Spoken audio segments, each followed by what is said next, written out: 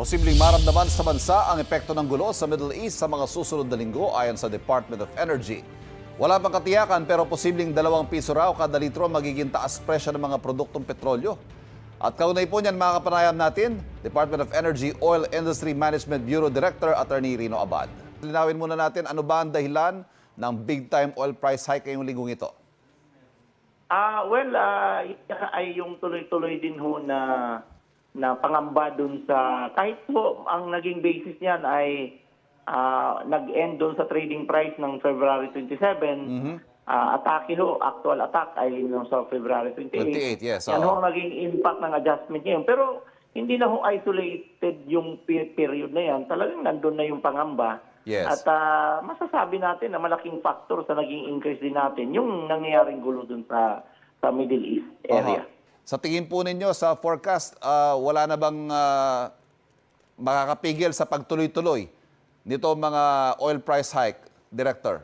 Dahil na nga dun sa posibleng mga delay ng deliveries from Middle East dahil yung Strait of Hormuz, mukhang ang report to na prevailing ngayon ay nag-a-avoid ho at nagko-caution yung mga shipping company dyan na tuloy-tuloy na kumuha ng Middle East oil export. Ang problema ho dyan, malakihan ho yan, around 16 to 17 million barrels per day. Okay. So kung Iran lang ho, isolated lang, napakaliit, 1.71 million barrels per day, mga just a little more than 1%, mga 1.61% ng global supply. So hindi ho gaano kung isolated lang kay Iran. But this one, ang problema ho, hindi mailabas yung export. Kung ayaw muna ng mga vessel magdumaan dyan sa Strait of Hormuz.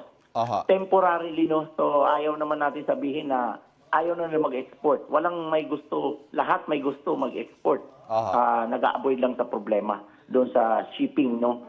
But this one will impact doon sa price. So ang atin lang ho dyan magiging estimate for the meantime is baka mga around 30 centavo to 50 centavo ang impact per US dollar increase. So, yun ho ang antabayanan natin this week. Kasi last week,